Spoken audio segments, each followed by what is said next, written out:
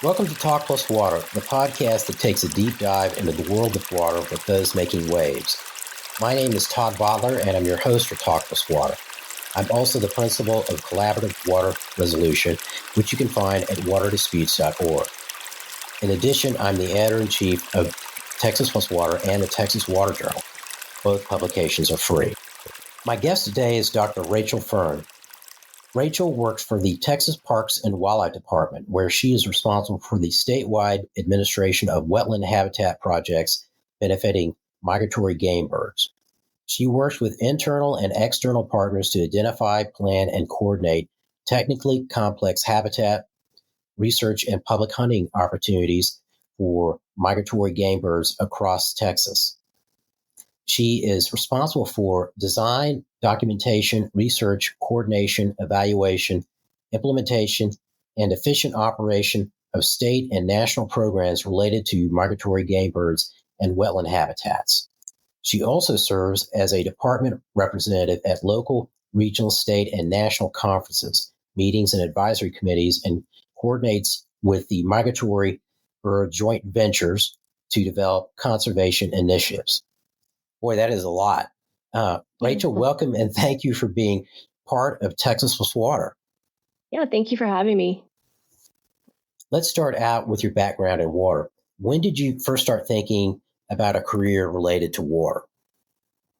So interestingly enough, it was actually in Oklahoma, of all places. My mom used to take me and my sister to Turner Falls. It's in the Arbuckle Mountains in the Chickasaw Nation in southern Oklahoma.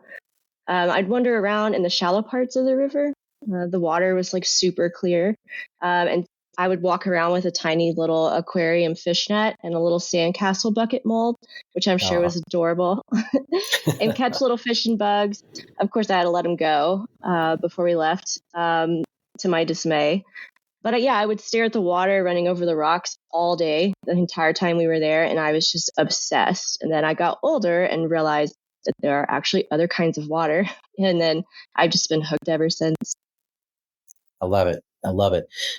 Reminds me of my days with my daughters when they were younger, and we go out and check out local creeks and things like that.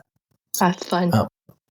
Your bio is great, and I just wanted to tell you that I'm envious of your job because it sounds really cool. Your work regarding migratory birds and their habitats, that must keep you focused on water and in particular wetlands. And so, for our listeners, wetlands are the transition zones between land and water. Can you describe some of the water and wetland related projects that you're focused on? Yeah, so I think a lot of people are aware that the majority of Texas is privately owned. And so we actually put a lot of attention on managing, conserving, restoring wetland habitats on private lands. And so we do that through a series of private land programs. So a good example of that is the Texas Prairie Wetlands Project. It is actually a project implemented by Ducks Unlimited, Parks and Wildlife Department, us, Fish and Wildlife Service, and the USDA. It's actually the longest running private lands program in the United States. And it's been pretty successful. And so what it does, it provides cost share assistance to private landowners for wetland restoration, repairs, technical advice or guidance, or even engineering services. So the program so far has actually delivered a little over 90,000 wetland acres, and it's been around for about 20 years. And this is mostly focused on the Texas coastal prairie. What's fun about these programs, and this is just one of them, is that we actually use our migratory game bird stamp funds, which I'll explain probably in a little bit, as match. And so match is often required by federal grants and larger grants. And so what we contribute to this program that we have is only about $100,000 per year. But since we have that as match and we're able to use that as contribution, that actually turns in to a total of $500,000 a year between us and partners. So, we fund several other similar programs. For example, we just partnered with Coastal Bend Bays and Estuaries Program, which is a nonprofit conservation agency to create the Texas Coast Waterfowl Sanctuary Program, which is brand new.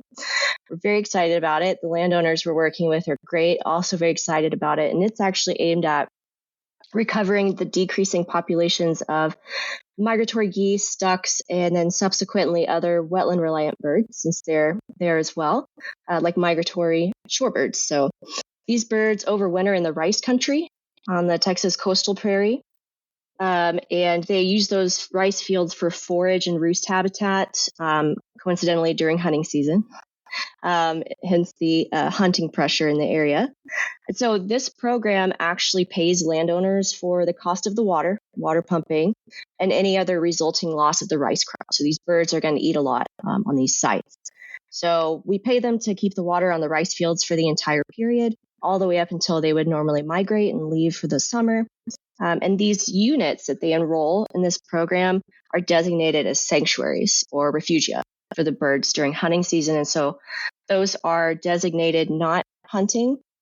And the reason for that is there's actually been a growing body of research that shows that there is a decrease in body condition, reproductive output of the birds when they breed in the summer, and the migration survival of birds that overwinter in the areas that are very heavily hunted. And the Texas coastal prairie is the snow goose hunting capital of the U.S. And so a lot of people travel here for that. And research in other areas, Louisiana, even some other countries, have shown that providing small refuge sites during hunting season improves their survival, their reproductive output, and overall population numbers. So, the goal of this is to raise that population number and stop the decrease, and subsequently increase recreational opportunities for the Texas public. On our public lands, if you're familiar with our wildlife management areas, our WMAs, we get a little bit more muck boots on the ground and deliver wetland habitat directly, either by restoration ourselves, ongoing maintenance, or the creation of new wetlands even. We often partner with nonprofits like Ducks Unlimited, any of the migratory game bird joint ventures, that they provide actually professional engineering and earth moving services that would otherwise be very cost prohibitive to the state. So that makes it a little bit easier. So we do things like control noxious vegetation around the wetlands, restoring and building levees so that we can control that wetland hydrology, and actually creating wetlands as well. So, and then of course you have all the fun stuff like equipping migratory birds with transmitters, airborne surveys, jumping off moving airboats at night to capture and ban ducks on the coast. So it's a little bit of everything along that hands-on all the way up to administrative. So we do a lot across the state. Like I said, really cool job. So a couple of those programs, I used to run a land trust years and years ago. And so we had some work that we did down on the Texas coastal prairie with the Prairie Wetlands Initiative. And so I'm familiar with that one. The last one that you described, which is sounds like more of a sanctuary for migratory bird habitat program. Just thinking about what you're saying there about the decline in migratory birds in that region of Texas, I guess along the Texas coast or in the prairies there, west of Houston. When I was young, in high school, in the late 70s, we would go goose hunting over there, and it was close to the maximum, production of rice in Texas is right at the peak. And, the number of geese was phenomenal. I mean, it's hard to describe, clouds of geese.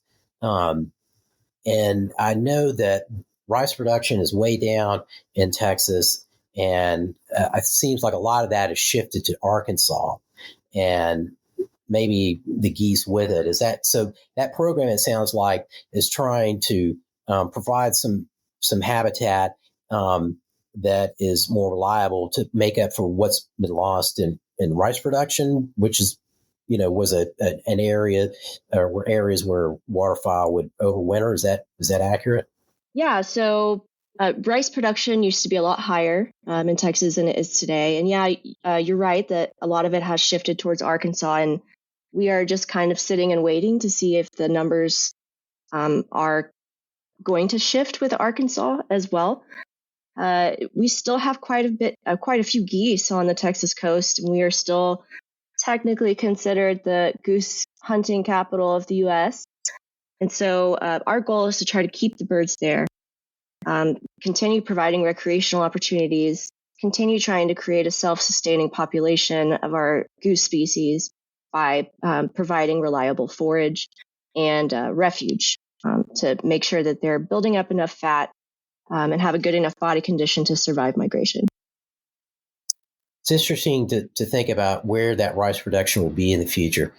I know a fair amount of it relies on water from the Colorado River, which has not been available in recent drought years.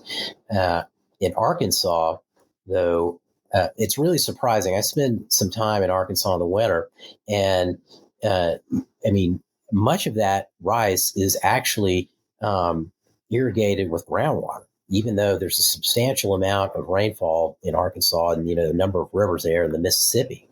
But the groundwater production in Arkansas is really, fairly alarming. And there really is no regulation per se of groundwater use in Arkansas. So my guess is that in the next couple of decades, that rice production is going to shift to someplace else.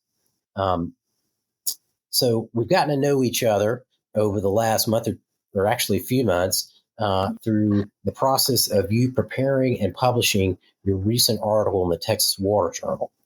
So let's talk about that article. Can you start by telling us the title of your article and who your co-authors are? Yeah, so the title is The State of Texas Wetlands, a review of current and future challenges. So my co-authors actually come from private, federal, state, academic, nonprofit, other divisions within our agency as well. So we really try to create a comprehensive, diverse perspective of the state of wetlands in Texas. Did that. Your authors were. I was like, wow.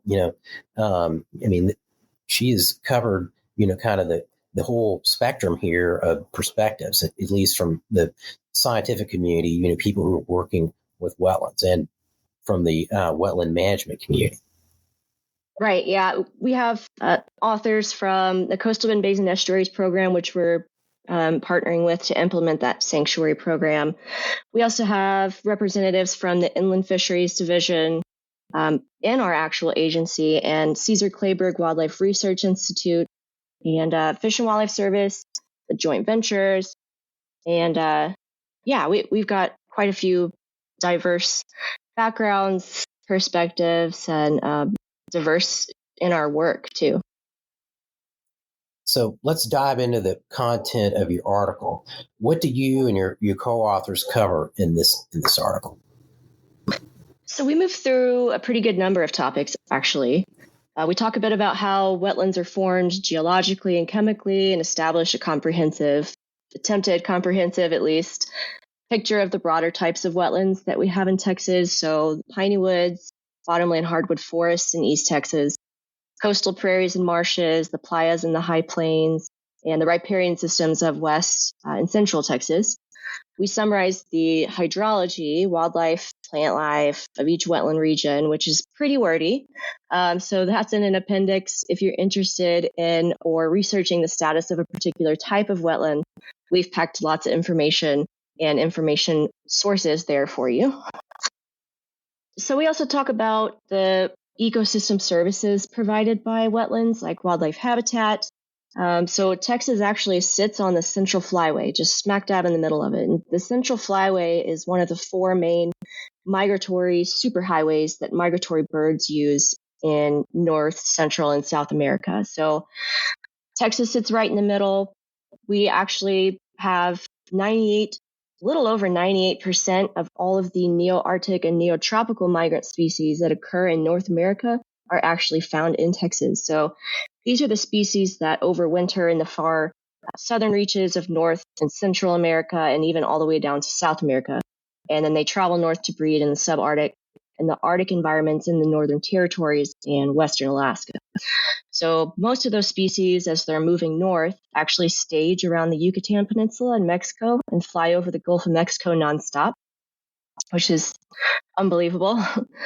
And so the first land that they see is actually the Texas coast. So the coastal wetlands are directly responsible for their survival.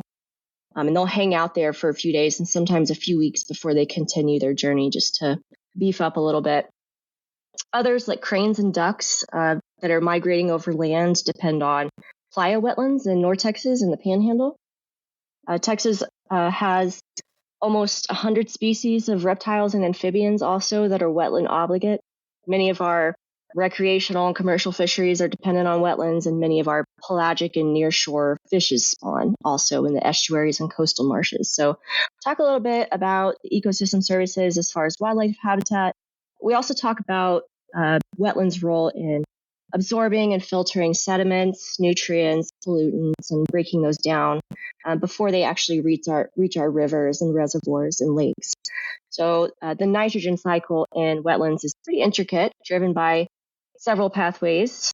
Studies show that the anaerobic soils that are actually characteristic of wetlands can capture up to 90% of nitrate from stormwater runoff. And so they provide a pretty good service there to us, keeping the water clean. In fact, wetlands are actually so efficient and effective at that. We actually create wetlands that in areas where wetlands have either disappeared or they would help buffer the effects of development.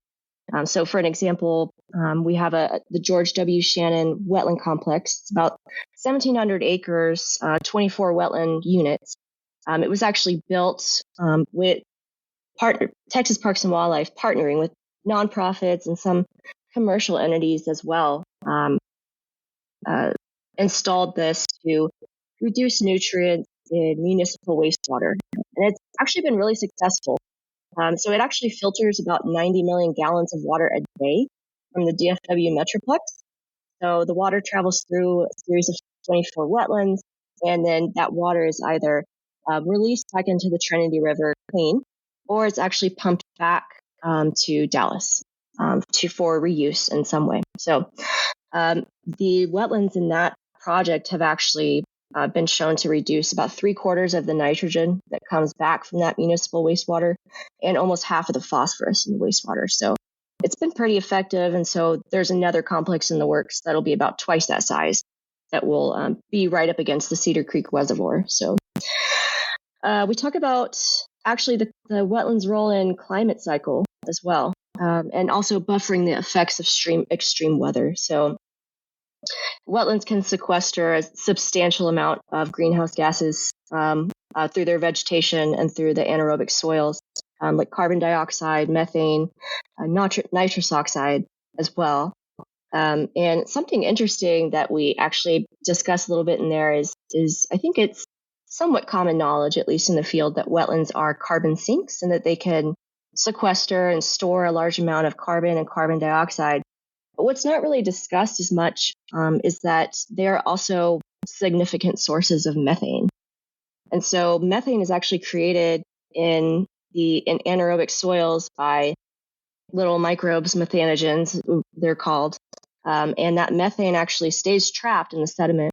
And the reason why methane is important is that even though there's more CO2 in the atmosphere, as far as like raw abundance, methane actually has a 25 times more warming capacity over a 100-year period than carbon dioxide. And so in the world of climate science, we're very attuned to what's going on with the methane fluxes, and wetlands are a pretty big source of that. And so if the wetland stays inundated, the methane stays in the soil. If the wetland is dried up, either from a drought, and some of this is natural, either from a drought or it's drained for development or agriculture, that soil is no longer anaerobic because it's now exposed to oxygen. And so that methane is released.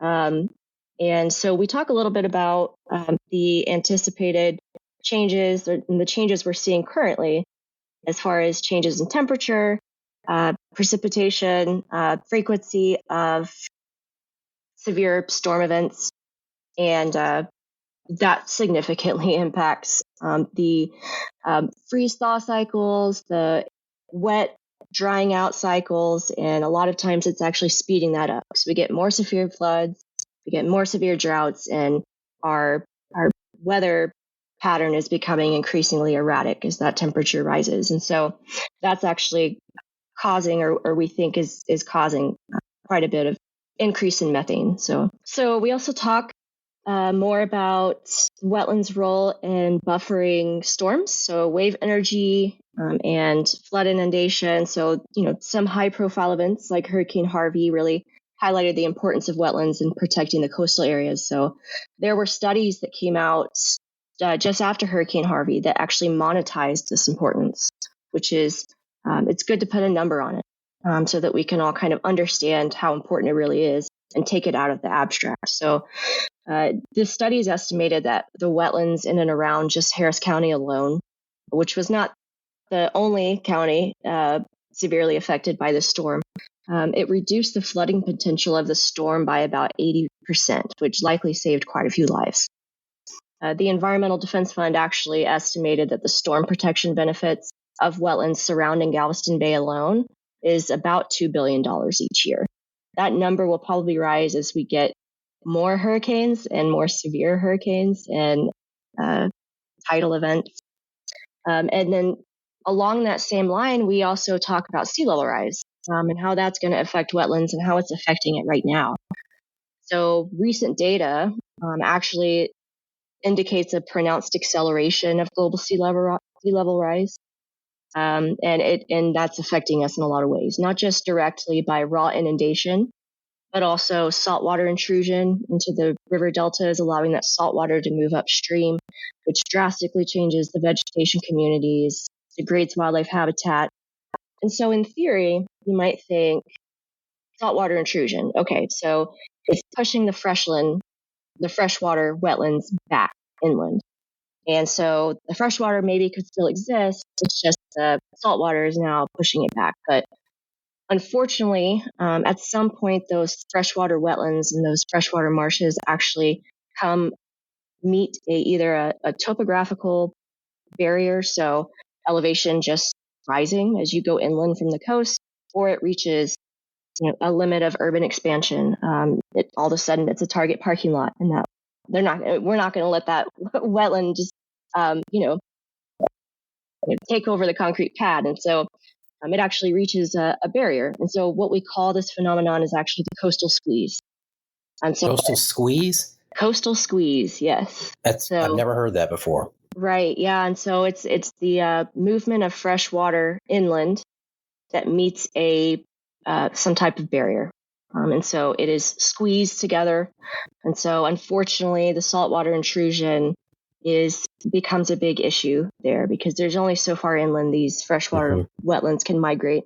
And some of them, in some areas, it's not going to migrate at all, just because for elevation and in areas that are highly developed, those freshwater wetlands are just going to turn saltwater and disappear. But so it's an interesting phenomenon. We talk about dams and other land-altering practices that disrupt the hydrology, and we go into quite a bit of detail about that and what the dams look like in Texas and how we compare to other states, and what that means for all the wetlands downstream of them. So, and funny enough, we were actually putting this paper together while the Supreme Court was hearing the Sackett versus EPA case. And so that was actually really good timing. And so the ruling that came down a month before this paper was in its final form, the court narrowed the definition of jurisdictional or federally protected wetland to only those that maintained a constant surface water connection to a larger navigable body of water.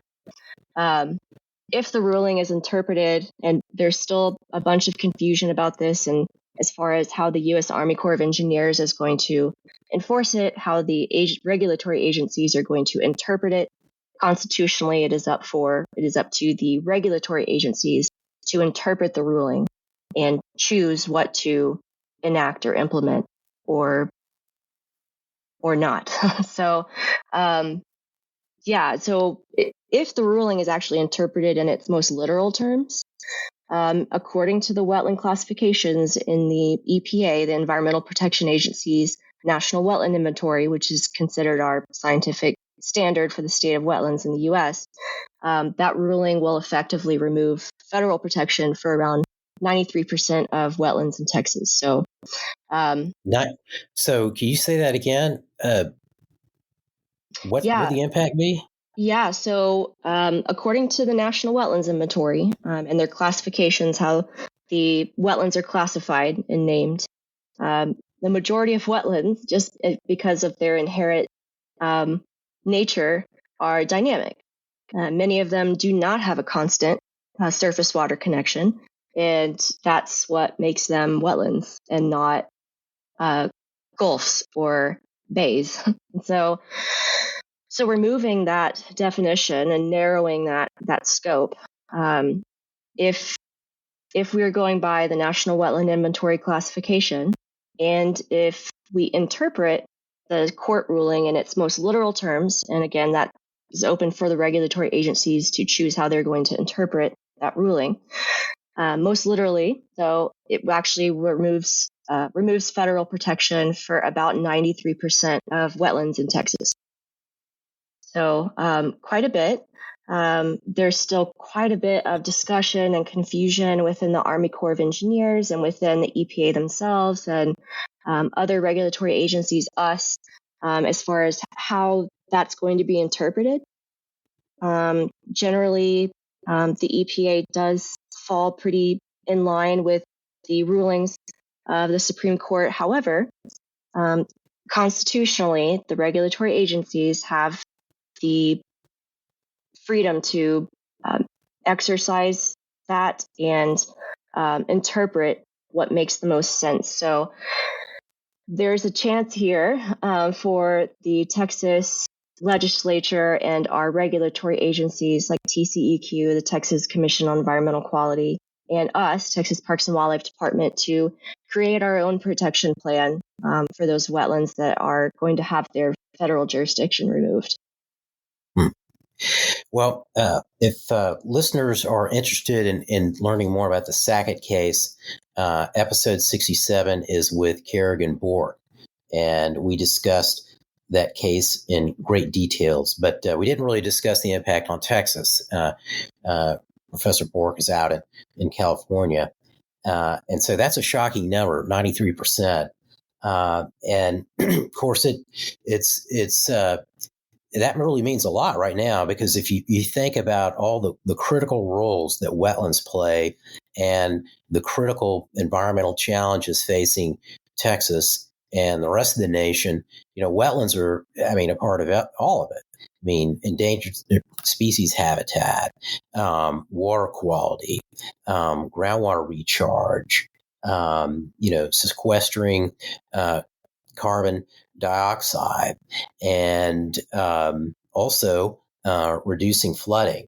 And so in a minute, I want to talk about flooding in a little bit more detail, but tell us, what conclusions did you and your co-authors reach in your new article?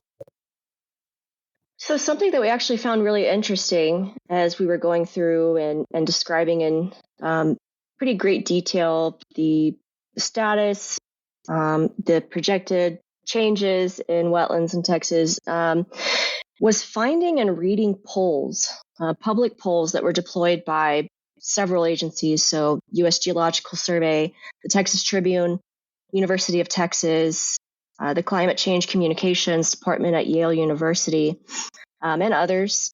We were surprised, and this might sound bad. A surprise is a better, maybe impressed. We were impressed by how aware the citizens of Texas are of these water issues in the state, and how very much in support they are of governmental and regulatory intervention to address wetland loss. And so that was something that we found really interesting and really encouraging. The attitudes actually extend across the aisle. So 65% of Texas registered voters in one poll actually supported government action to address climate change. which is not the picture painted by some large media outlets. So we're pretty encouraged.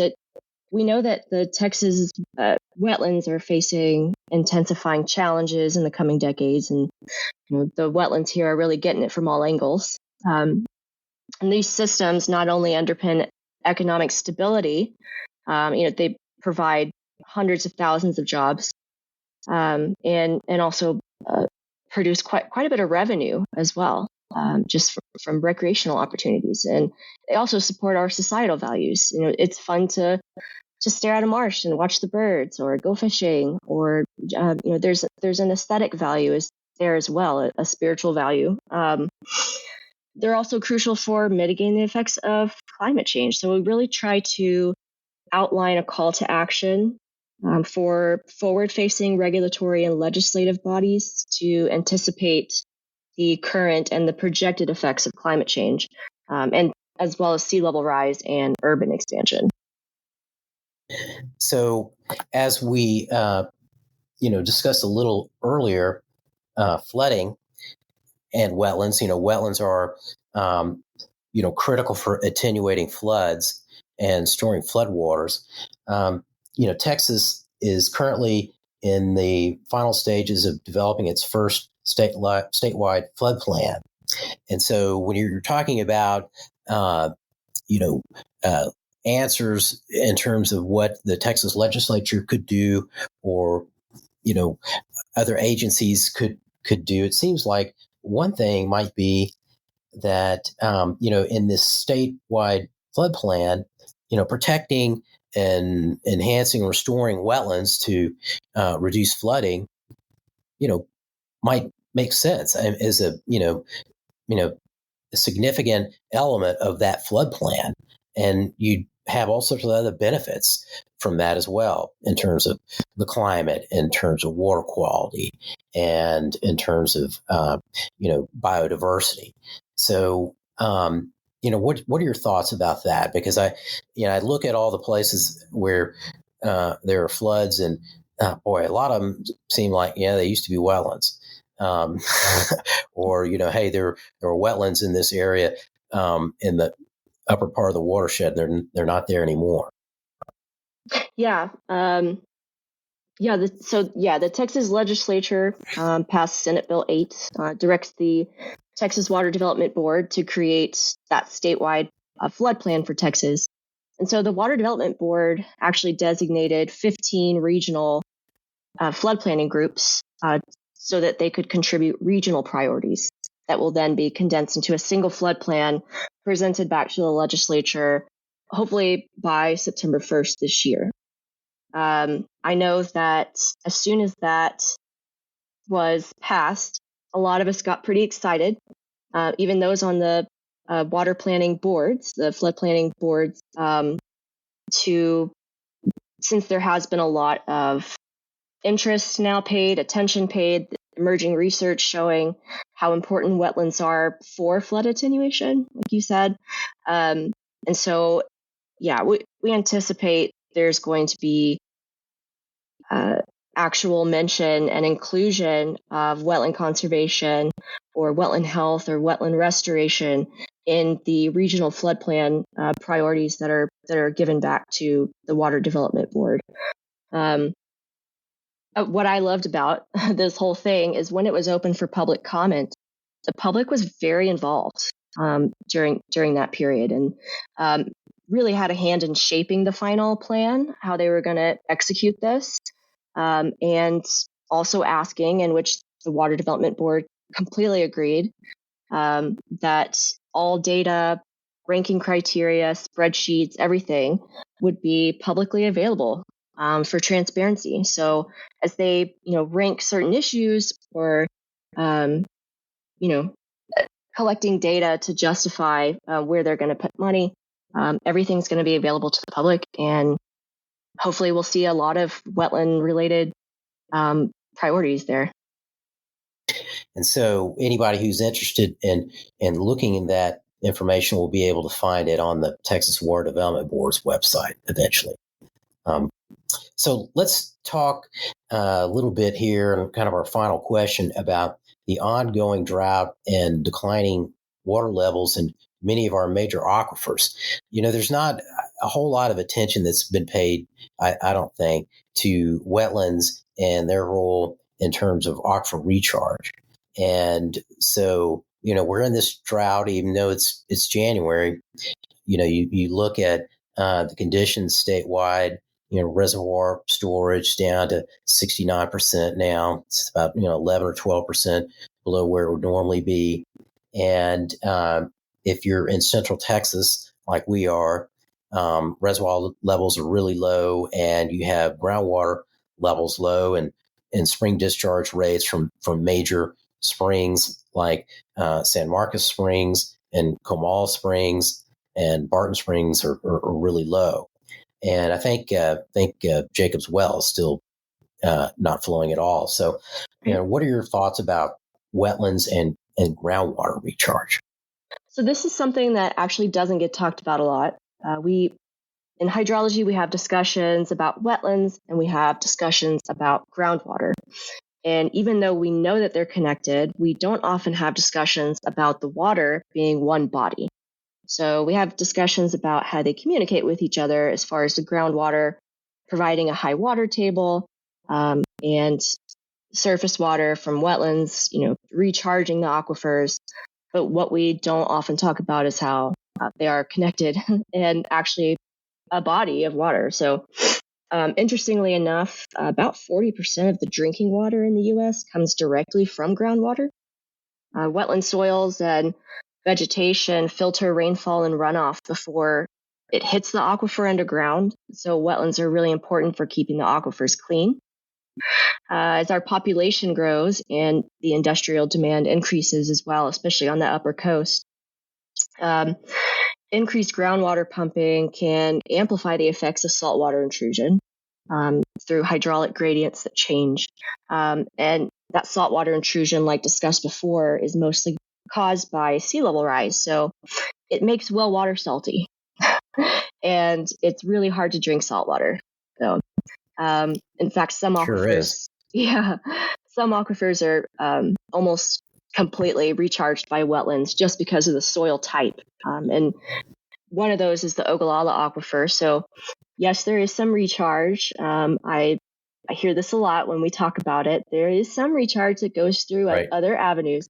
But the primary and predominant source by a huge landslide of the recharge that goes into the Ogallala Aquifer is from playa wetlands. And so playa wetlands actually exist across several states, but we in Texas and the Panhandle actually have the most number of playas and the biggest average playas. And so I think that's right on track with typical Texas. I think, we're number one in playas as well. And so I think we have a responsibility to try to find ways to allow that recharge to happen. We actually have a private lands program that addresses this issue in the Panhandle. It's the Texas Playa Conservation Initiative. So that's something else that we use our funds for, addressing the concerns about the disappearance and the health of the playa wetlands. And just for some context as well, playa wetlands are small clay-lined depressions that are found in the southern high plains and the rolling plains, and they are vital sources for wildlife on the surface water end of things and on an otherwise rather arid landscape. So the issue is, back in the 30s and 50s, farmers would dig pits into the edge of the playa to drain water off the land to make it available to farm or to hold water for livestock. And so when the water isn't able to spread across the surface of that clay bowl, it's not able to provide recharge to the aquifer very well. And it doesn't provide very much surface water for wildlife that's sharing that resource. So I have actually seen a coyote and white-tailed deer drinking from the same pot, so to speak. And that's kind of cool to see, but not a little unsettling that, the desperation has gotten to that point. And so, and this program that we have is actually a little bit different in that we actually cover the entire cost of the restoration of the playa, and we actually give a one-time incentive payment to the landowner just for having the privilege of doing that. So far, the initiative in just the last few years has restored over 3,400 playa wetland acres. Yeah, quite a bit of discussion that I hope starts picking up in the field of hydrology about groundwater and surface water being connected and being one body. Great. Rachel, I really enjoyed our discussion today. I mean, your article is really comprehensive, and I'm hoping that more people will take a look at it. And in a second, I'll tell them how they can find it. But thank you for being my guest today on Talk Plus Water. Yeah, thank you. This was awesome. So my guest today again was Dr. Rachel Fern, who is responsible for the statewide administration of wetlands projects for the Texas Parks and Wildlife Department. Rachel is also a co-author of the recent article in the Texas Water Journal on the state of Texas wetlands. And that article is free to anybody who wants to read it.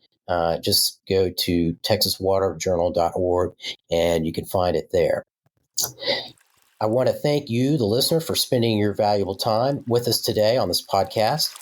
And I want to give a big thank you to Anna Huff at the Meadows Center for Water and the Environment at Texas State University for getting each episode of Talk Plus Water ready to go. My name is Todd Bottler. Let's talk water again soon.